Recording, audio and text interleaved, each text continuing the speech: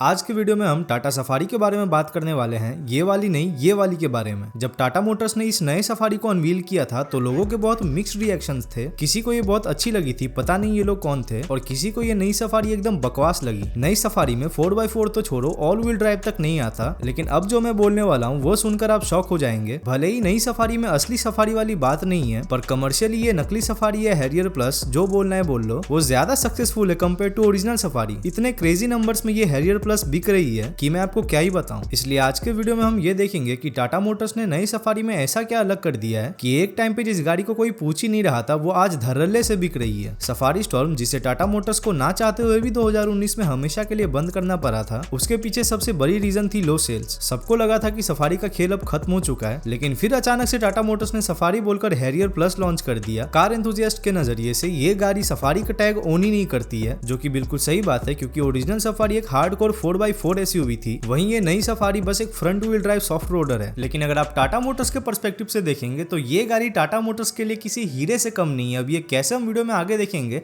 लेकिन उससे पहले आप चैनल सब्सक्राइब कर लो, क्योंकि हम लोग 20,000 सब्सक्राइबर्स के बहुत करीब है, और वीडियो को लाइक करना बिल्कुल ही मत भूलना। नए वाले सफारी पर जाने से पहले हम 1990s में चलते हैं, जब सफारी नाम की कोई गाड़ी एग्जिस्ट ही नहीं करती थी मार्केट में। टाटा मोटर्स उस टाइम पर अपने कमर्शियल गाड़ियों के लिए बहुत ज्यादा फेमस थे, जैसे उनके ट्रक्स हो गए या उनके बसेस हो गए। टाटा मोटर्स उस टाइम पर सिएरा और सुमो जैसे एसयूवीज को भी बेचा करते थे, पर फिर टाटा मोटर्स को लगा कि क्यों ना एक प्रीमियम एसयूवी बनाई जाए जो पूरी की पूरी इंडिया में ही डिजाइन और डेवलप होगी। ऐसा नहीं है कि टाटा मोटर्स की ऑलरेडी एग्जिस्टिंग गाड़ियां बिक नहीं रही थी, उनके पिकअप जैसे टाटा टेल्कोलिन बहुत अच्छी बिक रही थी। उनकी सुमो, जिसे टाटा मोटर्स ने महिंद्रा के अरमाडा से राइवल करने के लिए बनाया था, वो भी बहुत खतरनाक बिक रही थी। लेकिन किसी भी इंडियन कार मेकर ने अब तक एक प्रीमियम एसयूवी नहीं बनाया था, और ये 1998 से पहले की बात है, क्योंकि 1998 में टाटा मोटर्स ने उनके सफारी को लॉन्च कर दिया था। उस लॉन्च इवेंट में टाटा मोटर्स ने सफारी के साथ एक और गाड़ी को लॉन्च किया था। अगर आपको उस गाड़ी का नाम पता है तो कमेंट्स करके बताओ। चलो एक हिंट देता हूं आपको, वो गाड़ी सर रतन टाटा के दिल के बहुत करीब थी, और वो एक हैचबैक थी। टाटा मोटर्स की सबसे पहली वाली सफारी में एक 2.0 लीटर्स का Peugeot XD88 turbo diesel engine डाला गया था, जो टाटा टेल्कोलिन से उठाया गया था, और ये इंजन 87 PS की पावर प्रोड्यूस करती थी। सफारी को देखते हुए महिंद्रा ने भी अपने एक नए गाड़ी पर काम चालू कर दिया, जो था प्रोजेक्ट स्कॉर्पियो। स्कॉर्पियो के लॉन्च होने से पहले सफारी ने मार्केट पर अच्छा खासा पकड़ बना लिया था, लेकिन बाद में जब स्कॉर्पियो लॉन्च हुई तब प्राइस वॉर चालू हो गया था सफारी और स्कॉर्पियो के बीच में। सफारी हमेशा से ही थोड़ी सी ज्यादा ओवर प्राइस रही है, लेकिन स्कॉर्पियो हमेशा से वैल्यू फॉर मनी रही है, और क्योंकि इंडियन मार्केट बहुत प्राइस सेंसिटिव है, इसलिए लोग स्कॉर्पियो की तरफ जाने लगे। स्कॉर्पियो में आपको सफारी जैसा बिग और बल्कि डायमेंशंस देखने को मिलता था, और क्योंकि स्कॉर्पियो सफारी के मुकाबले वेट में भी हल्की थी, तो इसकी पावर टू वेट रेशियो भी बहुत कमाल की थी। सफारी लगभग 2 टन की गाड़ी थी, और जितनी पावर सफारी उस टाइम पर प्रोड्यूस करती थी, ये बहुत अंडर पावर फील होती थी, और धीरे धीरे सफारी स्कॉर्पियो से हारने लगी। लेकिन फिर 2005 में टाटा मोटर्स ने इंट्रोड्यूस करा सफारी डाइकोर। इस वाले सफारी में एक 2.2 लीटर्स की CRDI डीजल इंजन आती थी, जिसके वजह से अब ये नई वाली सफारी ज्यादा पावर के साथ ज्यादा टॉर्क भी बनाने लगी थी। इनफैक्ट फ्यूल एफिशिएंसी भी पहले से थोड़ी बेहतर हुई थी। वैसे सफारी लेने वाले लोग फ्यूल एफिशिएंसी पर ध्यान तो नहीं देते हैं, लेकिन मेरा मन में आया ये बात तो आपको बोल दिया। सफारी डाइकोर में डुअल एयर बैग्स भी डाला गया था। इंटीरियर की क्वालिटी अब और भी अच्छी हो गई थी। ओवरऑल ये सफारी पिछले वाले सफारी से हर एक एस्पेक्ट में बेहतर थी, लेकिन फिर भी ये गाड़ी स्कॉर्पियो के सेल्स फिगर को बीट नहीं कर पाई। पर इसका मतलब ये नहीं कि सफारी पॉपुलर नहीं थी। जिस पॉलिटिशियन को देखो वो सफारी लेकर ही घुमा करता था उस टाइम पे। बेसिकली जैसे आजकल के टाइम पे फॉर्च्यूनर लेकर लोग अपना दबदबा दिखाते हैं, वैसा ही कुछ सफारी का भी इमेज हुआ करता था। 2012 में टाटा मोटर्स ने सोचा कि सफारी को अब मेजर अपडेट देते हैं, जिस वजह से सफारी स्टॉर्म को इंडिया में लॉन्च करा गया। ये टाटा मोटर्स के X2 प्लेटफॉर्म पर बनाई गई थी, जो आर्या नाम की गाड़ी में भी इस्तेमाल करी जाती थी। सफारी स्टॉर्म में बेहतर रिफाइनमेंट था, हैंडलिंग इंप्रूव हो गई थी। अब 2.2 लीटर्स की वेरी कोर इंजन आती थी इसमें। बॉडी रोल और पुअर बिल्ड क्वालिटी जैसी शिकायत पहले वाली सफारी से बहुत आती थी, इसलिए इन सब चीजों को भी इस बार सफारी स्टॉर्म के साथ फिक्स कर दिया गया था। पिछले सफारी से अगर कंपेयर करें तो सस्पेंशन भी इस बार ज्यादा अच्छा दिया गया था इसमें। चेसी अब और भी लाइट हो गई थी, मतलब हल्की हो गई थी। केबिन को भी रिडिजाइन करा गया था ताकि सफारी अंदर से ज्यादा स्पेशियस और कंफर्टेबल लगे, लेकिन अफसोस सफारी स्टॉर्म भी कुछ खास परफॉर्म नहीं कर पाई। फिर टाटा मोटर्स ने सफारी में एक वेरी कोर 400 इंजन डाल दिया, जो 400 Nm की टॉर्क प्रोड्यूस करती थी,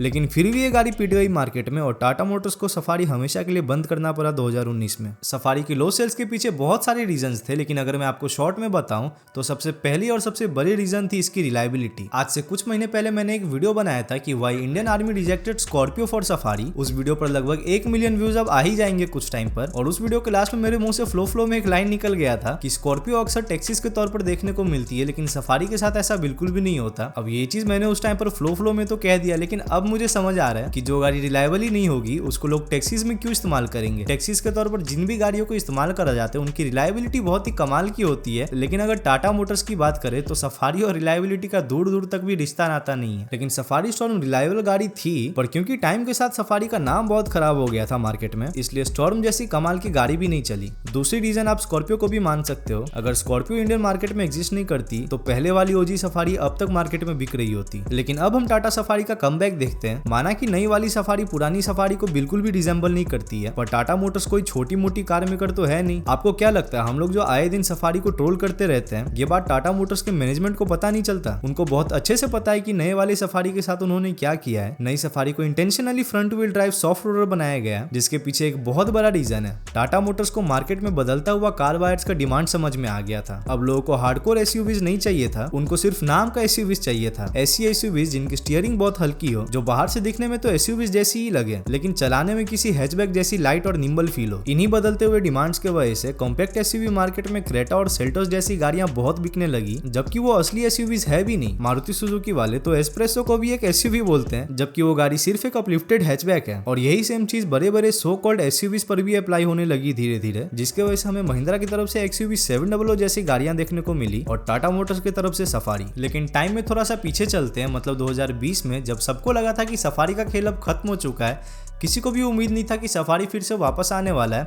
लेकिन फिर अचानक से एक जादू हुआ। टाटा मोटर्स ने अनाउंस किया कि सफारी फिर से लॉन्च होने वाली है। लोग बहुत एक्साइटेड हो गए थे, लेकिन उस टाइम के लीक्स और रूमर्स के हिसाब से टाटा मोटर्स अपने हैरियर के 7 सीटर वाले वर्जन को सफारी के नाम से लॉन्च करने वाले थे। और ऐसा ही कुछ हुआ बाद में चलकर। आज के टाइम पर जो सफारी सेल पर है उसका पहले ग्रेविटास नाम रखा गया था, लेकिन टाटा मोटर्स के मैनेजमेंट ने अपना खुराफाती दिमाग लगाया और ग्रेविटास के जगह उस गाड़ी का नाम सफारी रख दिया। इससे टाटा मोटर्स को 2 फायदा हुआ, क्योंकि उनका पहले से प्लान था कि ग्रेविटास को हम अपने सारे गाड़ियों के मुकाबले सबसे ऊपर प्राइस करेंगे और सबसे प्रीमियम होगी है, लेकिन इतनी महंगी गाड़ी बेचने के लिए गाड़ी का नाम भी तगड़ा होना चाहिए। और सफारी से तगड़ा नाम क्या होगा? लोगों को नॉस्टैल्जिया हिट करने लगा, और क्योंकि टाटा सफारी नाम पहले से ही मार्केट में बहुत पॉपुलर थी, इसलिए नए वाले हैरियर प्लस को इसका बहुत अच्छा एडवांटेज मिला। नए वाले सफारी में एक 2.0 लीटर्स की क्रायोटिक डीजल इंजन आती है, जिसका रिफाइनमेंट बहुत मस्त है। ये नई ओमेगा आर्क प्लेटफॉर्म पर बनाई गई है। हाँ, ये वही लैंड रोवर वाला प्लेटफॉर्म है जिस पर हैरियर भी बेस्ड है। ओमेगा आर्क प्लेटफॉर्म की वजह से ये नई वाली सफारी एक मोनोकॉक एसयूवी है, जबकि पुरानी वाली safari ladder on frame SUV थी। नए सफारी में फीचर्स भी भरपूर दिए गए हैं, जैसे पेनोरामिक सनरूफ हो गई, 7 inch touch screen infotainment system हो गया, कनेक्टेड कार टेक्नोलॉजी हो गई, वेंटिलेटेड सीट्स हो गई। जाहिर सा बात है, जब ये टाटा मोटर्स की सबसे महंगी गाड़ी है तो इसमें सारे फीचर्स होंगे ही। अब हम वीडियो के लास्ट सेगमेंट में आ गए और ये देखते हैं कि टाटा मोटर्स की नई सफारी इतनी सक्सेसफुल कैसे हो गई। सबसे पहला रीजन इसके पीछे ये है कि टाटा मोटर्स ने नए सफारी को बहुत अच्छा प्लेस किया। आपको पूरी फैमिली के लिए कंफर्टेबल बिग साइज एसयूवी चाहिए, सफारी ले लो। आपको मॉडर्न डिजाइन के साथ फैमिली एसयूवी चाहिए, आओ सफारी ले लो। आपको सेफ्टी बहुत मस्त चाहिए आपके फैमिली एसयूवी में, आओ सफारी ले लो। अभी मैं आपको टाटा मोटर्स के शोरूम पर खड़े हुए सेल्स पर्सन जैसा फील हो रहा, लेकिन ऐसा बिल्कुल भी नहीं है,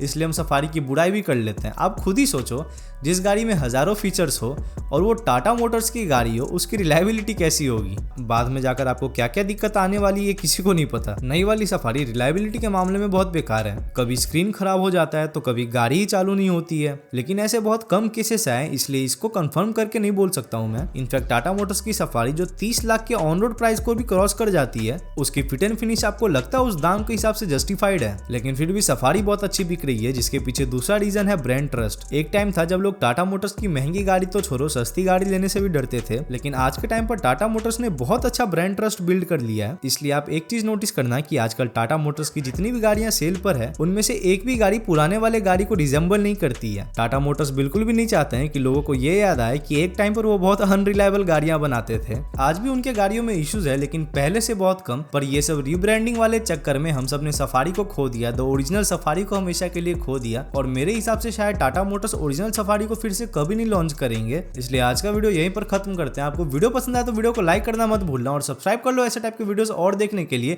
20,000 सब्सक्राइबर्स जल्दी से जल्दी करवाओ यार।